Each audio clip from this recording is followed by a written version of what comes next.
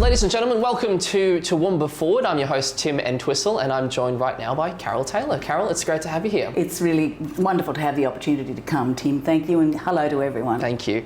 Do you mind introducing yourself first up to those who may not be familiar with you? Yes, I'm Carol Taylor. I was first elected to council in Cambodia in 2000 after living there for 12 months. And in 2004 I was mayor, and then of course the council was amalgamated with Toowoomba Regional Council in 2008. So I was elected on that council, Deputy Mayor 2016, and I've actually been Chair of Infrastructure for Toowoomba Regional Council in whatever it was called, something else, engineering I think, since 2008, and Regional Road Group Road Chair since 2004. Great, excellent.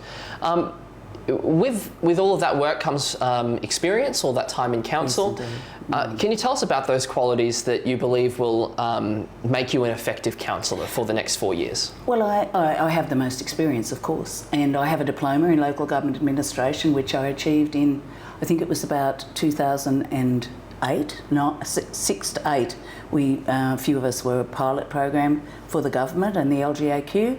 So I think I identify with all communities and understand the needs, rural and regional communities. I have great relationships with very small schools and large schools, and I think, you know, to encourage the young ones, particularly in the small schools, that they can be anything that they want to be, and I try to get there at least a couple of times a year. So I think I understand, with all that experience and that diploma, how our staff feel and how how community feels, what you can and you can't do under the Local Government Act, and I will never promise what I can't deliver. So local government, despite what a lot of people think, we're a child of the state government. We're not recognised in the Constitution, and we are actually bound by state legislation, and there are restrictions on what we can and can't do.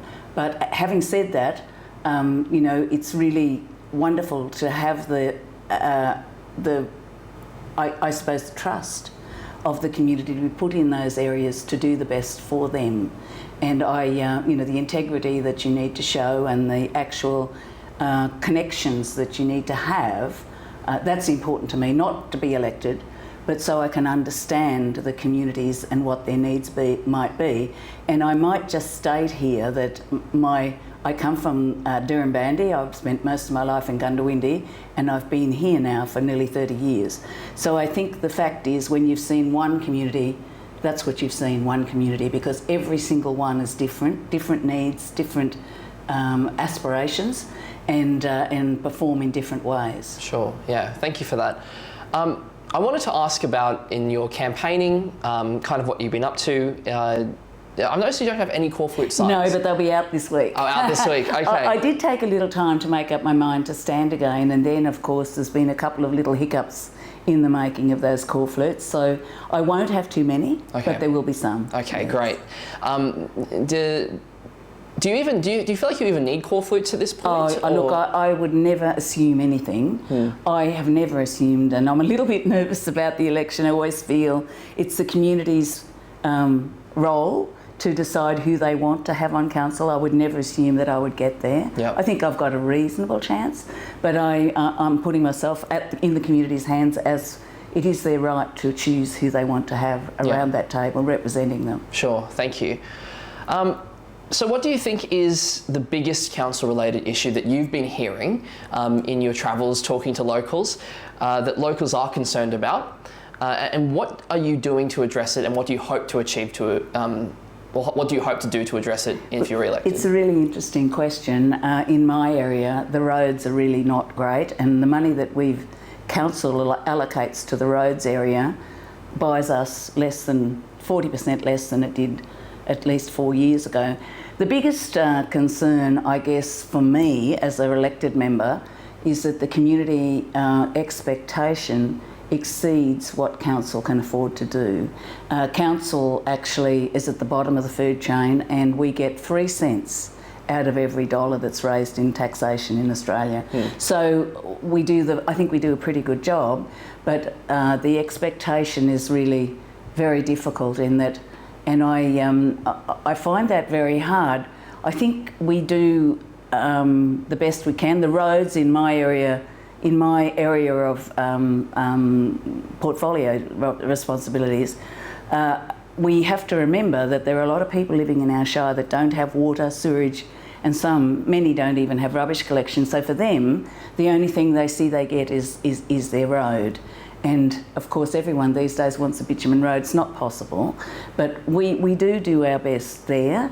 The other thing, of course, is the water, which we've talked about many times. But I think, for mine, I think that I think that the Wivenhoe pipeline has ticked a lot of boxes. I was there when that was first turned on, and I believe that it doesn't mean we shouldn't be looking for water sources, but we shouldn't be just throwing our hat at everything that comes. And I don't want to go into it. It's very difficult with dams. It's not like it used to be. They have to be very well researched. They have to be in a catchment where they can hold what the billions of dollars of investment really needs to have. And then there are people also that are impacted by that, i.e.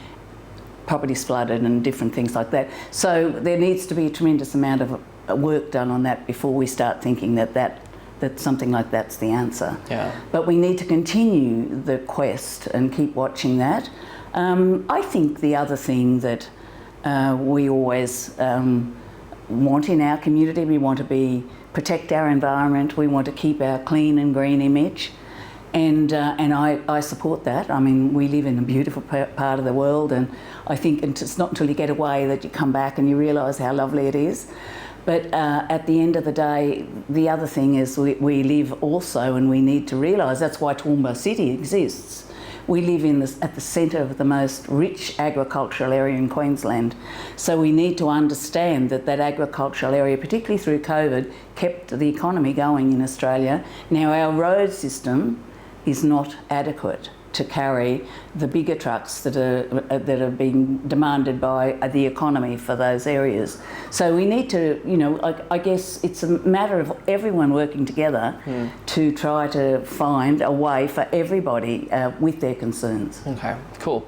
Thank you for that. I wanted to switch gears now to your experience and the time that you've served. You're now currently tied with Bill Kyle as the longest serving councillor. No, I've been there 4 years longer than Councillor Kyle. Oh, since amalgamation I'm referring to. Oh yes, okay. Yeah. So since amalgamation happened, you've both been there since that day in 2008, all the way up to now. Before amalgamation, as you mentioned previously, you served as Cambodia Shire Council Mayor and also councillor there. And then by 2028, if you are successful with this election, you will have served almost 3 decades in local government. With this experience comes a lot of knowledge and a lot of benefit to council. But when will you know personally when it's time to pass on the torch? You mentioned before that you were umming and ahhing about running again this year. You weren't too sure. What are sort of the signs you're looking for? I will, if I'm elected for this term, I will stay for the full term. That's my commitment. It's not something that I take lightly. The end of this term will be the end of my local government career, should I get in. Okay, yeah, great. Switching gears now to housing affordability. This is one that a lot of people have been talking about, and it's one of those big issues that all levels of government have a role to play in. Yes, they do, but local government has very little to do in that except the land value of it, because it does, at the end of the day, as I've mentioned before, the costs and everything else, it's a state and federal government responsibility, but we're all invested. Correct, yes. So what I wanted to sort of touch on was the idea of the approval process. Is there too much red tape? And in terms of approving certain subdivisions and the vision that you have for what the Toowoomba region should look like in terms of solving this problem, what is that? And in principle, do you support initiatives like high density housing here in the CBD? Well, yes, I do, but they have to be well balanced with green areas or very close to green areas, and they have to have compensating things like playgrounds close by, all that sort of stuff. When it comes to land, there's been a lot of noise about land in our area, but one of the hold-ups for housing is not land. It's not land. There's been land available here. It's being able to get contractors and other things to build that land, and there's very short supply. And in areas you've seen all these big building companies that are collapsing sadly. But the other thing, I take that role of development very seriously, although I must say we sit under state legislation. So local government councillors have very little power in that space. But I believe my responsibility is to have a community that we envisage, and not that we want, once the development's handed over, it's part of our community. So we don't, if the things that are there aren't done correctly or with amenity in mind and comfort for the people concerned, then it's a problem for local government going forward. That's right. So I take that very, very seriously, and that's why, it's all very easy to say things when you're outside, but some of the decisions we made are made with that in mind. Design is not what it should be. Traffic is not where it should be going. And the green amenity and green belts, in some cases, have been cut down. Yeah. So I find that it's a balancing act. What is going to be there becomes our community. It's not council's role to stop anything, but it is council's role to join with our community in their vision for the future. Yeah, great. Thank you. I want to switch gears to sustainability and responsibly managing the environment. Yes. It's top of mind again for a lot of Toowoomba Region ratepayers. What are your convictions in regards to the topic of climate change and whether or not council has a role to play in it? Oh, I think we've all got a role to play, but I'll just put it very simply. It's far too simple. There's never been as many people on the planet, there's never going to be less. I think every single one of us has a responsibility to lower our consumption of things, to take care of the environment as it is, and then as we're talking about development, that has a role as well, because we can't keep spreading and impacting on habitat for animals and so on. I mean, we need to make the best of the land that's there, and as I say, trade that off with green spaces. I've been in my career down to have a look at Fitzgibbon, Varsity Lakes, where they've actually done that, and it's really special. You might only have no yard or anything for some flats and units, but right out the front is a green space with parks and pathways and other things. So we can't keep spreading. Admittedly, we do need more land for subdivision and in the future going forward for the increased population we're told we're going to have. But at the end of the day, our community, I know, and myself, we support the environment. I know we do. They expect us to do that. We need to play our role, but we can't be the heavy lifters because we can't afford to be. Yeah. But we need to be very mindful that that everything we do, we need to do the best we can not to impact on green spaces, on wildlife corridors, and on the very things that make us so special. Yeah, great. And just as a follow-up to that, in principle, do you support the use of travel restrictions on Toowoomba Region residents as a means to reduce carbon emissions? No, I don't. No, I don't support that. I think, again, it comes back to we're in a transition phase. And the other thing, it doesn't really matter what it does. It does matter to us. But whatever we do, China and India are emitting so much that what we do over here really makes 30% plus for China, 30% plus for India, building coal-fired power stations and all those things. We need to be very careful that we balance the economy and the amenity of our people with what we're doing. And I believe we should be doing the best we can to minimise our footprint and our travel restrictions and those things. But no, I do not support us impinging on our people travelling anywhere, and I don't think that we have the right to do that. No, sure, thank you for that. Switching gears now to the topic of crime, which is another issue that all levels of government have a role to play. Well, yeah, I'm not sure we do, but... Yeah, okay, well, I'm happy to hear your perspective on it. Yes. So it's true that council doesn't have a say in the management of the Queensland Police Service and cannot legislate fines, prison time, any of those things. But how can council contribute, even on a cultural level, to a more secure and safe Toowoomba region? Again, I talk about our financial restrictions and other things, and we just cannot promise what we can't deliver. Sure. We've got city safe cameras, and our role is to light up spaces. Where I live now, we've had 7 break-ins in the last 2 weeks. So I think if we hark back to, and it's a very complex issue, it's not simple, but if we hark back to where the Youth Justice Act was changed so that incarceration was the last resort. Yes. I think we have a role, we have a role as advocating on behalf of our community. That's our major role. And I hear from my friends in enforcement agencies that it's just a revolving door. And it becomes quiet. They're telling us we're in a quiet place at the moment, but that's because some people are away, locked away. Yeah. And when they come out, it'll start again. It's become a game. Yeah. I don't know what the answer to it is. I know local government is. I know we're doing our part, and I know that the mayor's on a panel. I know we talk about it a lot. We've got lit up spaces, city safe cameras, which we provide to the police.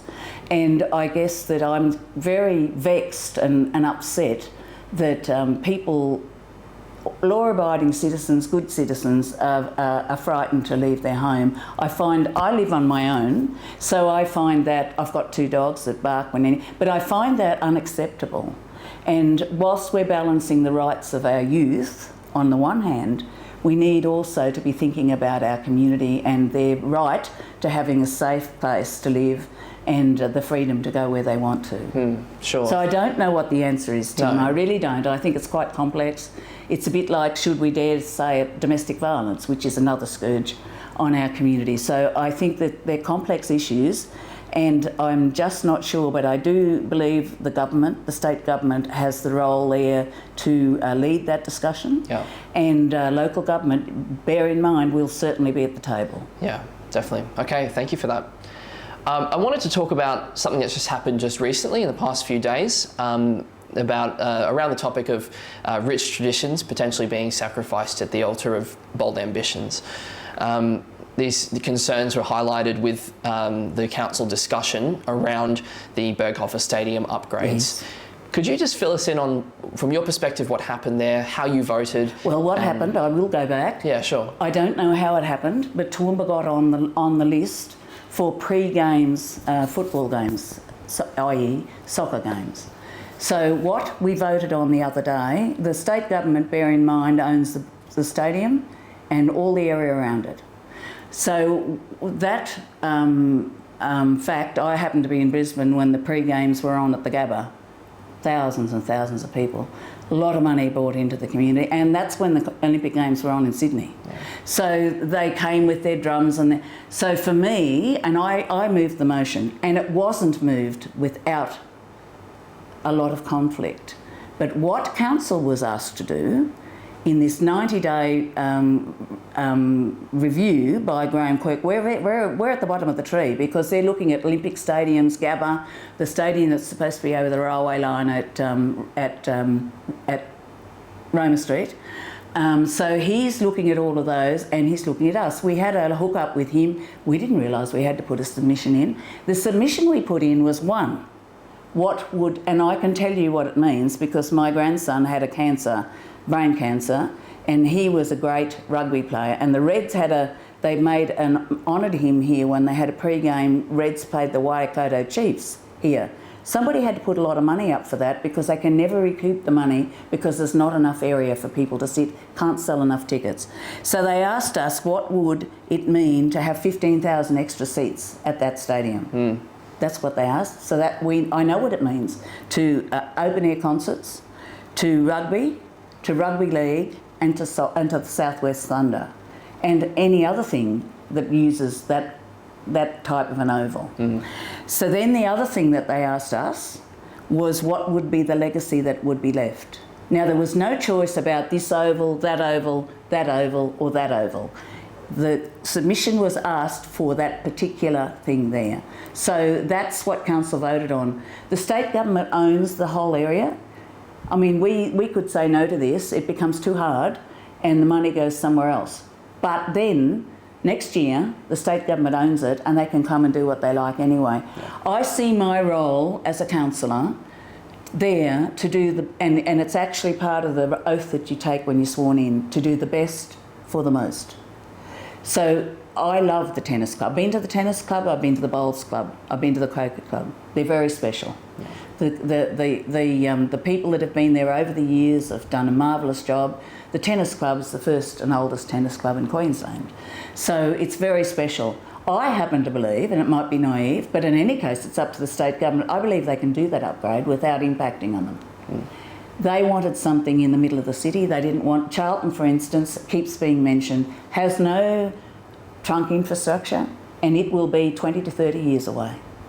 So it was never in the picture, and neither was any other. And I have to be honest with you, I'm very pleased about that, because whatever happened, if it was one of our ovals, then it's a millstone for maintenance and upgrading around our community's neck going forward for many years. So it's not made with any pleasure, but I think the right decision has been made for the best for the community, and I'm hopeful that they can go forward and do that without impacting on the clubs. Yeah, great. Thank you for sharing your perspective on that. And it really does highlight that question of progress without losing tradition. It's very difficult. Yes. Yeah. It is very difficult. And I mean, if we owned that land around there, it would be different. If that was council's sporting clubs, we then could have some impact and some suggestions, some kind of influence on what happens. I haven't even seen a concept plan. So, and I don't believe any other councillor has either. So at the end of the day, we don't own them, they own the lot. Yeah. So that I think is, we have limited influence. Sure, yeah, thank you.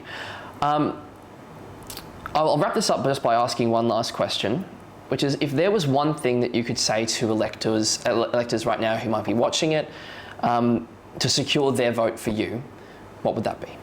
Well, I always find it very hard to say I, me. It's always we. I think since 2008 was a difficult position. I fought, wore a red shirt against the amalgamation. I think we've done a pretty good job considering we're the largest amalgamation ever in Australia.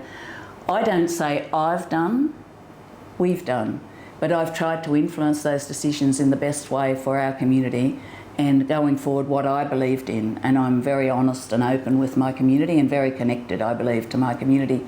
I would promise more of the same. Yeah, great. Carol Taylor, thank you for your time. Thank you. Appreciate Thanks, you. Tim. Thank you.